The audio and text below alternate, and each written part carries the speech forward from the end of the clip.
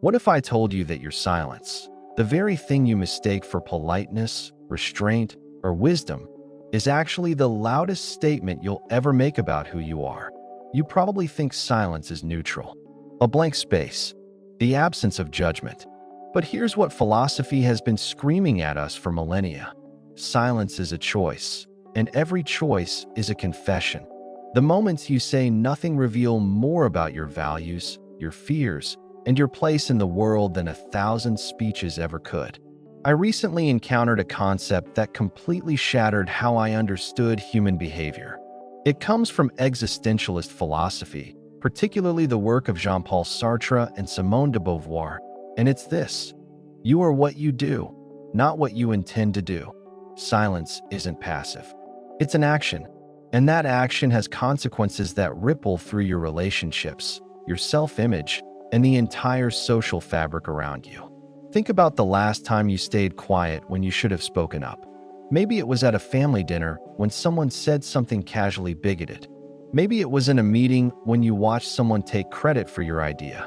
Maybe it was watching injustice unfold and telling yourself, "It's not my place." In that moment, you made a choice. And that choice wasn't nothing, it was everything. The philosophers who haunt this conversation aren't just abstract thinkers. They live through the consequences of silence. Take Martin Heidegger's concept of das Man, the they. Heidegger noticed that most people live their entire lives according to what they say, what they do, what they expect. You follow the crowd. You nod along. You stay silent because speaking up would mean standing out, and standing out feels dangerous. Heidegger called this inauthenticity, living a life dictated by others rather than chosen by you. But here's where it gets uncomfortable. Authentic living requires you to break the silence, and breaking the silence requires courage most people never develop. Soren Kierkegaard, the Danish existentialist, understood this viscerally. He spent his entire life wrestling with what he called the crowd is untruth. Kierkegaard believed that truth only exists in the individual, never in the masses. When you dissolve into the crowd, when you let the noise of groupthink drown out your own voice, you abandon the only thing that makes you real, your individual responsibility to speak your truth. And before you think this is just about being contrarian or rebellious, understand this: Kierkegaard wasn't advocating for chaos. He was advocating for integrity.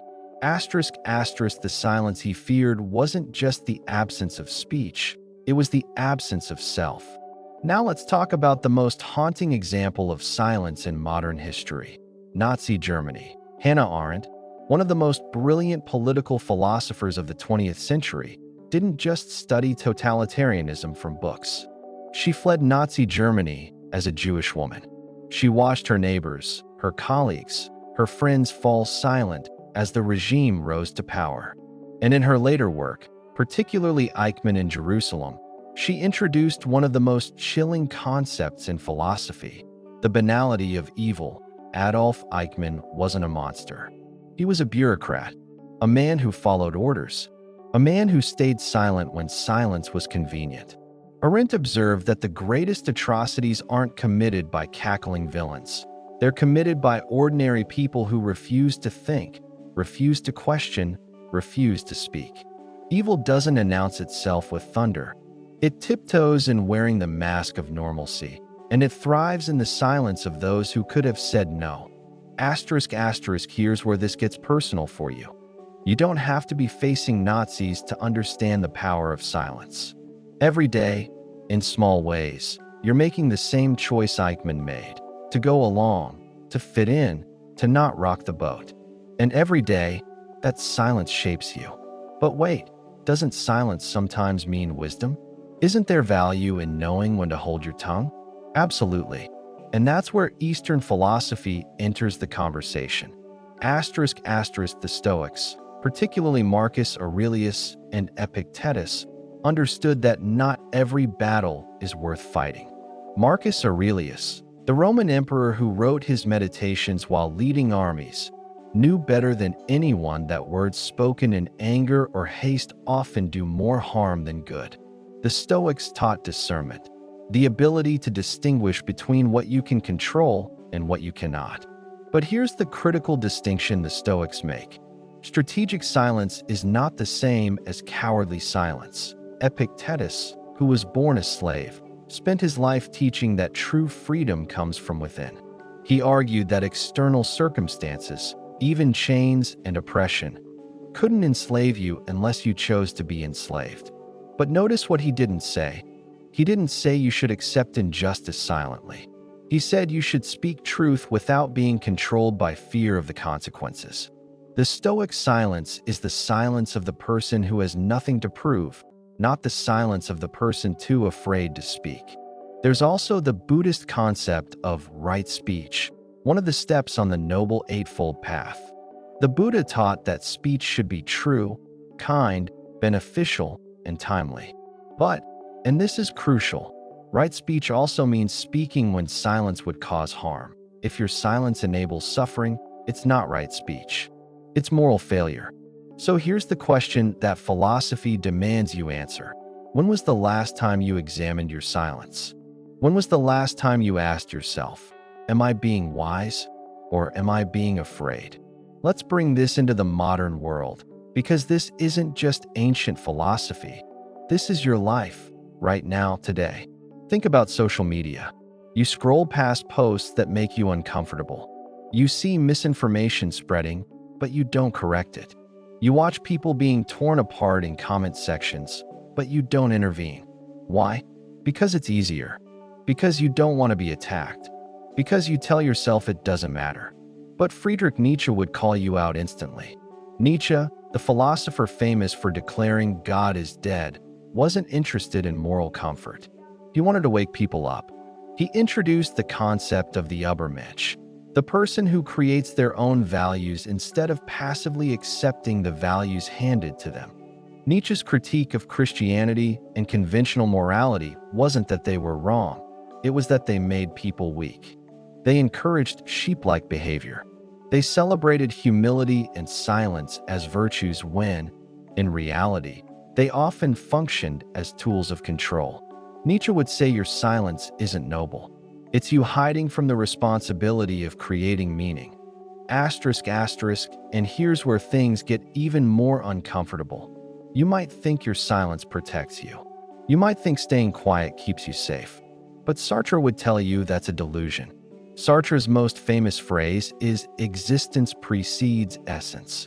It means you aren't born with a fixed identity. You create it through your choices. Every time you choose silence, you're choosing to be a silent person. Every time you refuse to speak up, you're authoring a story where you're the coward. You can't escape this. You can't opt out. Your silence is your signature. Asterisk, asterisk now, before this starts to feel like a guilt trip, let me offer you something else. The antidote. Albert Camus, Sartre's contemporary and occasional rival, gave us a different way to think about this. Camus is famous for the myth of Sisyphus, where he explores the idea of absurdity, the conflict between humans' desire for meaning and the universe's apparent meaninglessness. But Camus didn't conclude that life was hopeless. Instead, he argued for rebellion, not violent rebellion, but existential rebellion, the decision to keep pushing the boulder up the hill even though it will roll back down, to keep speaking even when silence seems easier, to keep acting even when the outcome is uncertain. Camus believed that meaning isn't something you find.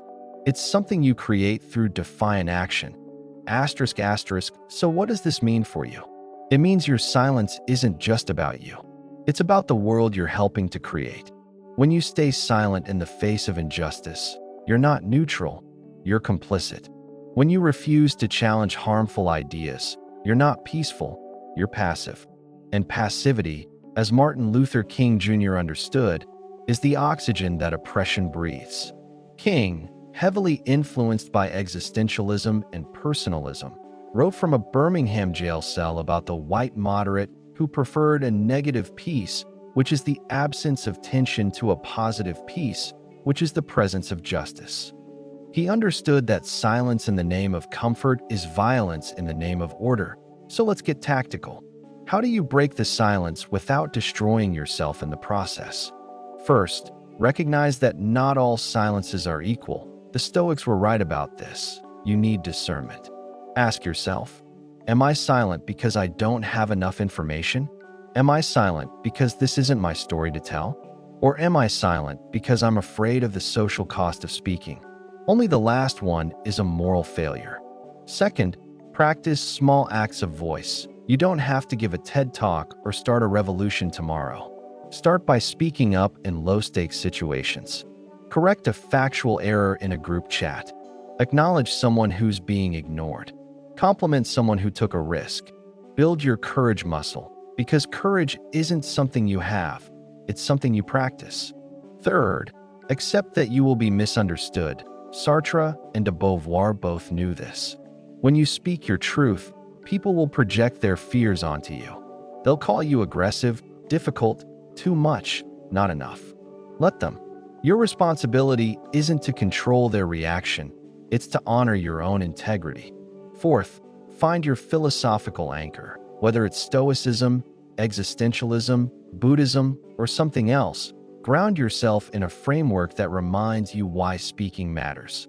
Philosophy isn't just academic, it's armor. It gives you the language to understand what you're doing and why it matters.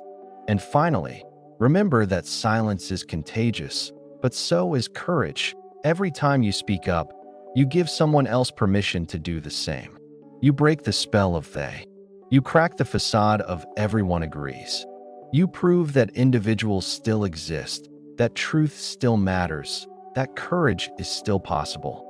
Hannah Arendt believed in something she called the banality of good. Just as evil becomes routine through thoughtlessness, good becomes possible through small, consistent acts of conscience. You don't need to be a hero. You just need to be awake. So here's where we land. Your silence is never neutral. It's a vote for the status quo. It's a bet on comfort over courage. And it's a story you're writing about who you are. Asterisk asterisk the philosophers, Sartre, Kierkegaard, Nietzsche, Camus, Arendt, King, they all understood this. They lived it. They suffered for it. And they left us a roadmap. The question isn't whether you'll speak or stay silent. You're already choosing. The question is, are you choosing consciously? Asterisk asterisk, are you authoring your life with intention, or are you letting the crowd write your story for you? Because in the end, you don't get to escape meaning. You only get to decide whether you'll create it or let it be imposed on you. Your voice, not just the sound of it, but the courage to use it, is the most powerful philosophical tool you possess. So what are you going to do with it? Thanks for going deep with me on this one. If this hit differently, I need to hear from you. Drop a comment and tell me about a time you regretted staying silent or a moment when speaking up changed everything. And if you're hungry for more philosophy that actually applies to your life, hit subscribe because we're just getting started. The next video is going to challenge everything you think you know about freedom. You won't want to miss it. Now go speak your truth. I'll see you soon.